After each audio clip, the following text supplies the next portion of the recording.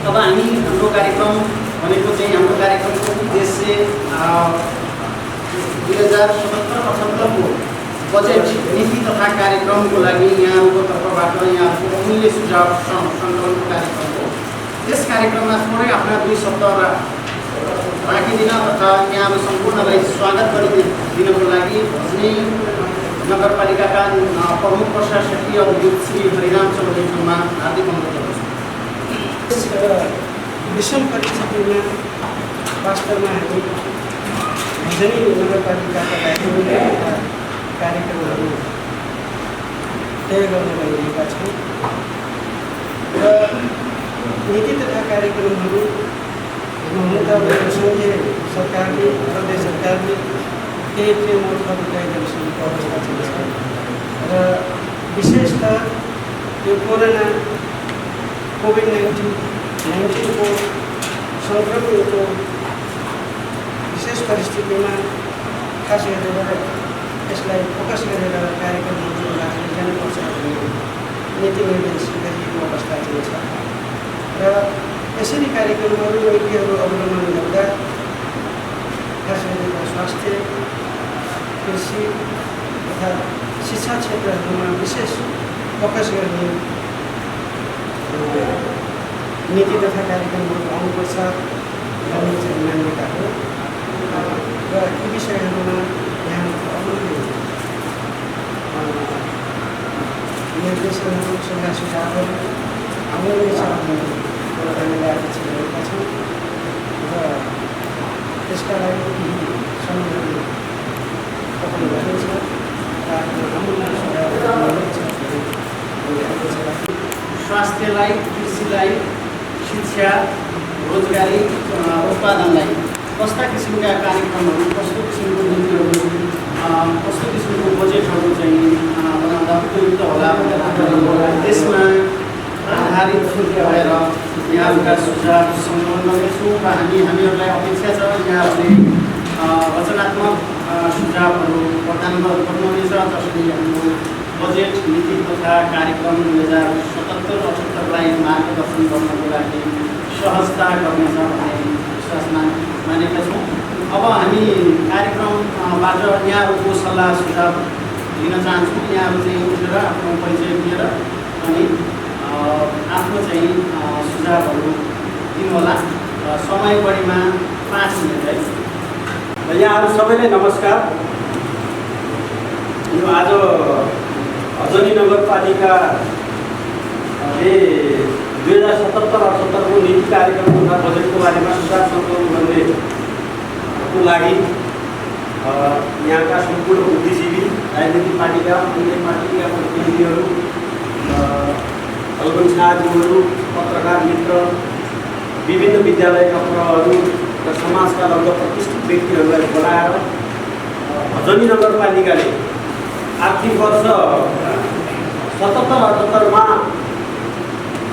भजनी नगरपालिकाले गर्नुपर्ने कामहरूलाई बढी पारदर्शी, बढी प्रभावकारी र समय सान्दर्भिकतासँग जोडाउनको निम्ति सबैको सहयोग हुनेछ भन्ने उद्देश्यका साथ जुन कार्यक्रम राख्नुभएको छ यसमा मैले पनि भाग लिने मौका पाएको छु र त्यो कुराहरू राख्दा सबभन्दा पहिले म यहाँलाई मेरो परिचय राख्न चाहन्छु। मेरो नाम रतन रेग्मी हो।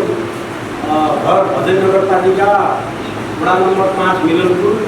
म नेपाल कम्युनिस्ट पार्टीको प्रदेश कमिटी सदस्य महेन्द्र मालीको अध्यक्ष पनि हो र मैले यो विषयमा अति थोरै समय भएका कारणले मैले संक्षिप्तमा कुराकानी राख्न चाहन्छु र विशेष गरी स्वास्थ्य, कृषि, शिक्षा र रोजगारीको क्षेत्रमा ट्याक्क कुराहरू राखिदिनु होला भन्ने हाम्रो हिसाबले पहिले पनि कुरो राख्नु भएको छ र अहिलेको गम्भीर प्रकृतिको मुद्दा नै स्वास्थ्य रहेको छ र स्वास्थ्यमा सबभन्दा पहिले अहिलेको स्वास्थ्यको नीति लक्षित कार्यक्रम भनेको यही कोरोना भाइरससँग नै सम्बन्धित बढी हुनुपर्छ भन्ने कुरा म विश्वास दिन चाहन्छु, जसका कारण यो भाइरस नियन्त्रणको लागि जुन कोरोना नियन्त्रणको लागि यहाँको स्थानीय जनप्रतिनिधिहरूले, वडा कार्यालय, वडाका प्रतिनिधिहरूले, नगरपालिकाले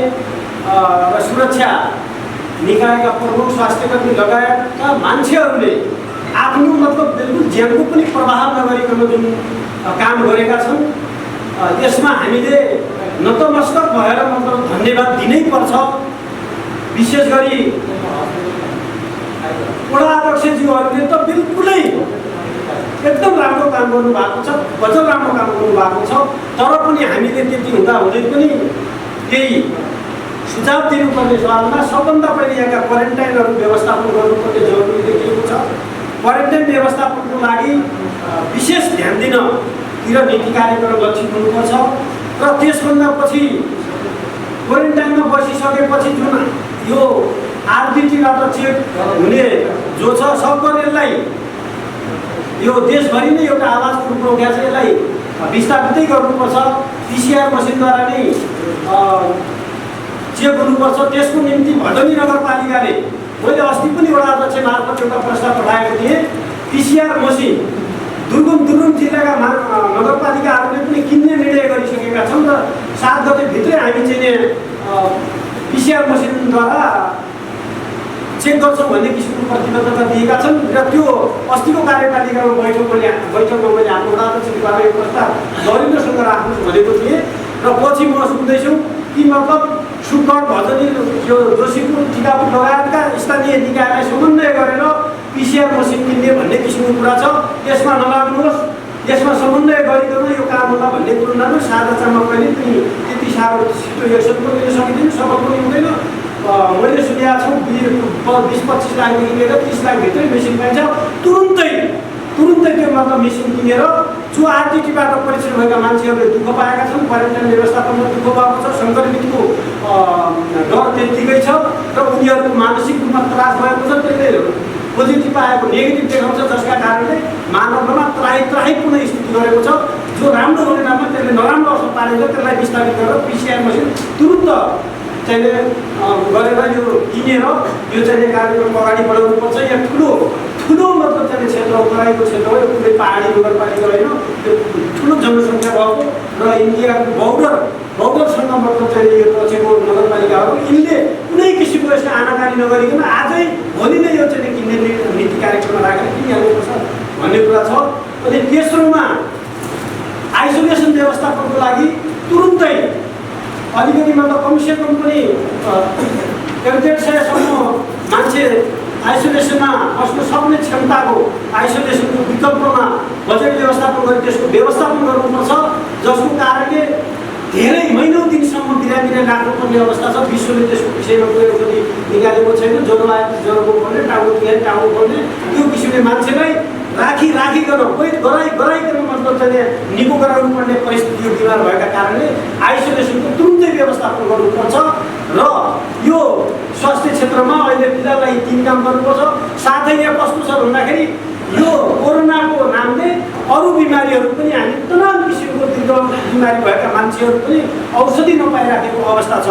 आज औषधिको यहाँ अस्पतालमा आएर नगरपालिकाले औषधि हामीलाई किनिदिएकै छैन, औषधिको त्यो क्यारे मतलब चाहिँ टेन्डर खोलेकै छैन भनेर यहाँ डाक्टर साहबहरू हामीले अस्ति पनि औषधिको लागि भनेर मैले यही सुनेको थिएँ। त्यस्तो अवस्थामा यी कुराहरू किन ढिला भइराखेका छन्, योतिर नीति कार्यक्रमले तुरुन्तै सम्बोधन गर्नुपर्छ भन्ने मलाई लागेको छ।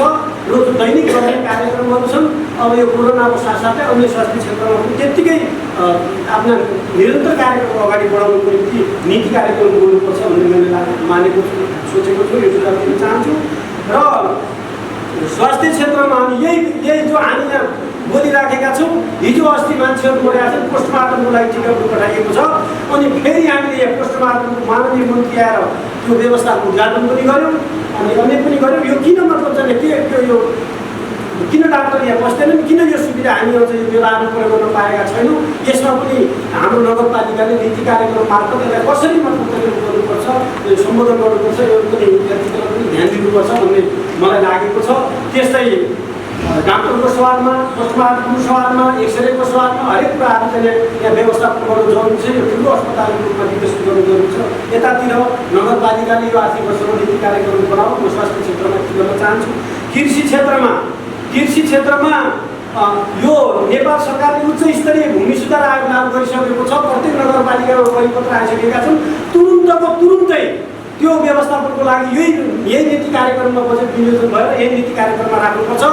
यो क्षेत्रमा रहेका 70% बढी बत्ती जमिन जो छ त्यो जमिनलाई तुरुन्तै नगरपालिकाको स्थानीय सरकारको अधिकार पनि छ। जग्गा रजिस्ट्रेसन गर्ने, पास गर्ने, लाभ पूर्जा वितरण गर्नेदेखि लिएर सबै अधिकार नगरपालिकालाई छ र त्यसले चाहिँ प्रदेशसँग समन्वय गरी प्रदेशको सँगको समन्वयको भूमिकाले यसलाई चाहिँ त्यो अधिकार छ। यो किसिमको चाहिँ यो आर्थिक वर्षमा यो गर्नुपर्छ, सरकारको तर्फबाट चाहिँ हामीले पनि गर्नुपर्छ। र कृषि क्षेत्रमै सबैको आधार कृषि क्षेत्र भएको हुनाले यहाँका ताल तलैयाहरू लौका बोका ताल लगायतका ती तालहरू जो हामीले गुरु योजना मार्फत सिँचाइमा परिणत गर्नुपर्छ भनेका छौँ त्यो कहाँसम्म पुगेको छ नीति कार्यक्रममा त्यसलाई यी सिँचाइका कार्यक्रमहरू तुरुन्त सम्बोधन हुनुपर्छ र व्यवहार तह लागू हुनुपर्छ। र यो नीति कार्यक्रम पनि तत्कालमा यी चाहिँ कृषि क्षेत्रमा जुन चाहिँ उत्पादन गर्छ किसानले यो बिउ बिजनदेखि लिएर मूल्य निर्धारण गर्नेसम्म अधिकार नगरपालिकालाई छ। कहाँ समन्वय राख्नुपर्छ त्यो नीतिले भन्छ। केन्द्रीय नीति छ, प्रदेशको नीति छ, उहाँहरूको नीति होला।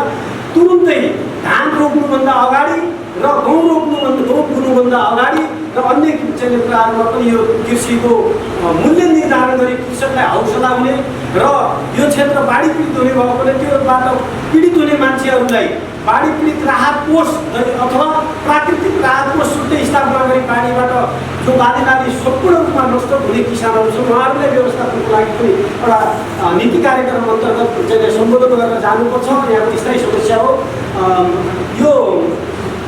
यो कृषि जुन कार्यक्रम अन्तर्गत चैते धान खेतीको चाहिँ लागि पनि चाहिँ यहाँ कार्यक्रम भएको छ। बहुजुन कार्यक्रम पनि छ। मैले देखेको यो अत्यन्तै तरकारीमा प्रविष्ट छ र अब त्यसै गरी जसरी कृषि जुन कार्यक्रम अन्तर्गत चैते धान गहुँको जुन कार्यक्रम यहाँ लाग्छ त्यसै गरी कुनै न कुनै क्षेत्रलाई एउटा वडालाई या कुनै टोल गाउँ या कुनै किसिमको भूगोललाई स्पेसल तरकारी जुन कार्यक्रम हिउँदे बर्खे जे छ सब तरकारी व्यवस्थापनको लागि त्यो क्षेत्र घोषणा गरी त्यो अनुसार पनि अगाडि बढ्नुपर्छ। र कृषकको मूल्य जुन धान बेच्छन् गहुँ बेच्छन् सबै ठाउँमा प्रतिस्पर्धाले मूल्य पाइन्छ। भजनीमा मतलब चाहिँ अलिकति एकजनाले 100 रुपियाँ खाएको दिने बित्तिकै व्यापारीहरू एक ठाउँमा बसेर चाहिँ किसानले मूल्य नपाउने किसिमको चाहिँ प्रतिस्पर्धा गर्न नपाउने किसिमको छलफल गर्छन्। त्यसको लागि उचित निकास निकाल्नको निम्ति यहाँको नगरपालिकाको सरकारले यहाँका व्यापारी, यहाँका बुद्धिजीवी, किसान, पेट्रोल व्यापारी, अन्य व्यापारीसँग महिनाको 2 महिनाको सिजन अनुसार कमसेकम छलफल चलाएर यी कुराहरूलाई व्यवस्थापन गरेर अगाडि ल्याउनको निम्ति पनि नीति कार्यक्रम गर्नुपर्छ। न व्यापारीसँग छलफल हुन्छ, न किसानसँग छलफल हुन्छ, न फडवालासँग छलफल हुन्छ, न मूल्याङ्कनको विषयमा व्यापारीले आफै ढङ्गले निर्णय गर्छ। नगरपालिकाको प्रतिनिधित्व हुन्छ कि हुँदैन यी कुराको नीति कार्यक्रमले कृषकको विषयमा चाहिँ सम्बोधन गरेर व्यवस्थित गरेर अगाडि बढ्नुपर्छ। शिक्षाको चाहिँ अब तेस्रोमा शिक्षा छ। शिक्षामा हामीले नगरपालिकाले कार्यक्रम गरेर शिक्षा ऐन पनि पास गर्यो तर शिक्षा आफैमा पनि अहिले बडो अप्ठ्यारोमा छ। विद्यालय सबै क्वारेन्टाइन छन्। त्यसैले अब यो विद्यालयलाई यो आर्थिक वर्षभित्र यो शिक्षा क्षेत्रलाई कसरी मतलब चाहिँ एउटा नीति बनाएर मास्टर पनि नभएका मास्टर भएका विद्यार्थी नभएका विद्यालय शिक्षामा पनि छन्। यस्ता कुराहरू पनि छन् कि मर्ज गर्ने कुराहरू त्यो अहिले बोलिएको थियो तर त्यो कारणवश भएन। अझ थप अब अहिलेको चाहिँ नीति कार्यक्रममा अर्को बनाएर हुन्छ कि शिक्षालाई व्यवस्थापन गर्ने, मर्ज गर्ने र दरबन्दी मिलान गर्ने र शिक्षा क्षेत्रमा जुन अनावश्यक व्यवस्थापन नभइकन जुन धेरै बजेट चाहिँ राख्नु परिराखेको अवस्था छ त्योबाट पनि नगरपालिका मुक्त हुने भएको हुनाले त्यो चाहिँ त्यो काम गर्नु जरुरी छ।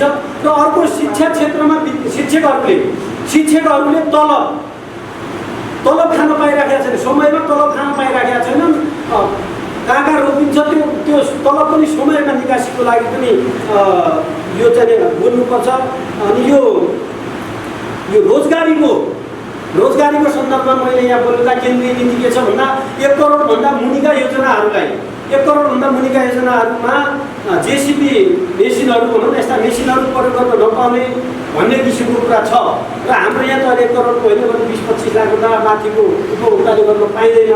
तर पनि अब रोजगारी त उत्पादन गर्ने कहाँ गर्ने त नेपालमा उद्योग छैन, कारखाना छैन, केही छैन। अब एकातिर नीति कार्यक्रममा अनि स्थानीय निर्देशिकाले अहिले पनि रोजगारी दे भन्छ, हामी रोजगारी सिर्जना गर्छौँ पनि भन्छौँ, त रोजगारी कहाँ सिर्जना गर्ने भन्दा त अबको नीति कार्यक्रमले रोजगारी त्यहाँ सिर्जना गर्नु पर्यो जो योजना अहिले मुख्य रोजगारी पाउने भनेका कृषि क्षेत्र र हाम्रा विकास निर्माणका कामहरूमा नै बढी, यी दुई क्षेत्र बढी छन्। त्यसैले कृषि क्षेत्रमा र यो रोजगारीको क्षेत्रमा मान्छेहरूले काम पाउने मेसिनहरूलाई अहिले हाम्रो समस्यामा मेसिनहरूलाई स्थापित गरी 1 करोडभन्दा मुनिका योजनाहरू उपभोक्ता समितिले गर्ने, अनुगमनको पाटो मजबुत बनाउने र त्यहाँ मतलब बिल्कुलै जुन जेसिपीले खन्ने नीति छ तर जेसिपीले मान्छेले जेसिपी नलगाउनु पर्ने नीति छ तर जेसिपी लगाएर छन्। बिल बनाउँदाखेरि आखिर हामी सबैले भरपाई बनाउँदाखेरि हामी सबैले उपभोक्ता समिति बसेर काम गरेका छौँ। भरपाई बनाउँदाखेरि फेरि मान्छेकै नोक्कलिसिट गरेर मान्छेकै सङ्ख्या राखेर पेस गर्नुपर्ने स्थिति, नत्र इन्जिनियरले पनि मान्दैन, कार्यालयले पनि मान्दैन र त्यो हुँदैन। यदि त्यो गर्नु छ भने समयमै काम सुरुवात गरिकन मान्छेलाई काम दिए के हुन्छ त?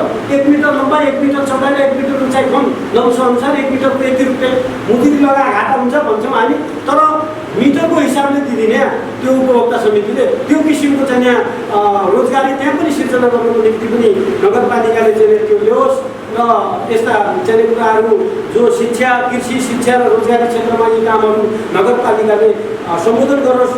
र साथसाथै मैले अर्को कुरा, यी त अहिलेको बजेटले मतलब चाहिँ अहिलेको नीति कार्यक्रममा सम्बोधन गर्ने कुरा प्रदेश सरकारको र केन्द्रीय सरकारको पोलिसी अनुसार सुझाव माग्नु भएको छ, तर मेरा अन्य केही सुझावहरू पनि छन् र नियमित गरिराख्नुपर्ने नगरपालिका भइसकेपछि, एउटा सरकार भइसकेपछि, सरकारले आफू सरकारमा आइसकेपछि गरिराख्नुपर्ने काम अहिलेसम्म केही नभएका पनि छन्।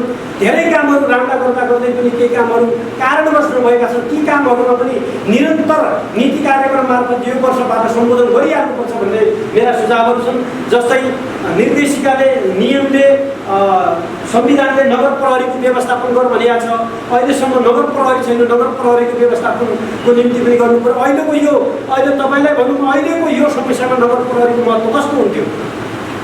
नगर प्रहरीको यो व्यवस्थापन हुनुपर्छ र यो बालुवाको जुन बालुवा माटोको व्यवस्थापन छ, नगरपालिकालाई स्थानीय सरकारलाई अधिकार छ, जहाँ पायो त्यहीँबाट लगिराखेका छन्।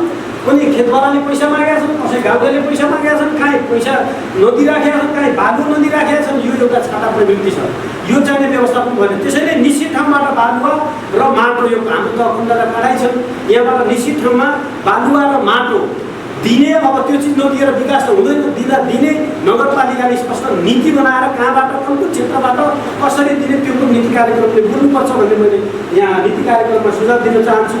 स्थानीय तथ्याङ्क व्यवस्थापनको कुरा छ। स्थानीय तथ्याङ्क अहिलेसम्म नगरपालिकामा आयो भनेपछि तपाईँको यहाँ नम्बरी जग्गा कति छ, हैलानी जग्गा कति छ, कति महिला छन्, कति पुरुष छन्, कति जनजाति, आदिवासी, कुखुरा चाहिने जनावरहरू चाहिने, गुङ्गुर पालनहरू, कुखुरा पालनहरू, भैँसी पालनहरू कति छन् भने खासै हाम्रो तथ्याङ्क कर्मचारीलाई सोद्धाखेरि माथिको मान्छेले या कुनै प्रतिनिधिसँग प्रतिलाई दिँदाखेरि पनि थाहा भएको स्थिति छ। अस्ति म एकजनाले सुन्नुभएको थियो, यो भूमि सुधारको मान्छे पनि, मलाई पनि थाहा भएन। नगरपालिका आएर मैले मेरो साथसँग त्यो कुरा सेयर गरेँ, यस्तो यस्तो तथ्याङ्क मागेका छन्, कार्यक्रममा आएको हुँदैछ। तर यस्ता कुराहरू तथ्याङ्क व्यवस्थापन गर्ने कुराहरू, अभिलेखित गर्ने कुराहरू नीति कार्यक्रमले ती कार्यक्रमहरू अगाडि बढाउनुपर्छ। अनि यो इजाजत पत्र, हवर्गको इजाजत पत्र नगरपालिकालाई दिने स्पष्ट अधिकार छ। एकातिर उपभोक्ता समितिलाई केन्द्रीय पोलिसी अनुसार पनि 10-15 लाखभन्दा माथिका काम नदिने, अनि अर्कोतिर विकास पनि प्रभावित हुने, अर्कोतिर यो घरहरू धेरै ठाउँमा बाँडिसक्यो, टिकापुरमा धेरै ठाउँमा इजाजत पत्र बाँडेका छन्। हामीले त्यो घरहरूको इजाजत पत्र नगरपालिकाले बाँड्नुपर्ने अधिकार हुँदाहुँदै यतिका वर्ष भयो किन बाँडेको त? के छ यसको बाधा अप्यार?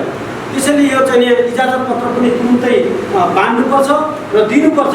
इच्छुकलाई त्यो मापदण्ड पुर्याएर, नियम पुर्याएर दिनुपर्छ भन्ने यो नीति कार्यक्रमले यो कार्यान्वयन गर्नुपर्छ। अनि सरसफाइ मुक्त भजनी र विशेष गरी बजारमा सार्वजनिक शौचालय बनाएर भजनीलाई कसरी सरसफाइ मुक्त बनाउने, यसमा पनि सार्वजनिक शौचालय निर्माण गर्ने, खानापानीका धाराहरू बनाउने। धेरै ठाउँ नसके पनि अहिले बजारलाई एउटा सार्वजनिक शौचालय, हाट बजार हुन्छ, त्यो हाट बजारको आसपासको सार्वजनिक शौचालय नाने धुने, खानेपिउने जस्तो एउटा खानेपिने नगर्नु, नाने धुने होइन, टोयलेट बाथरुम सहितको राम्रो किसिमको शौचालयको व्यवस्थापन गर्न जरुरी छ। नेताहरू हाम्रो चाहिँ 3 वर्ष यो सरकारले चाहिँ बिताइसक्यो, अब 2 वर्ष मात्रै बाँकी छ, त्यो हुनुपर्छ।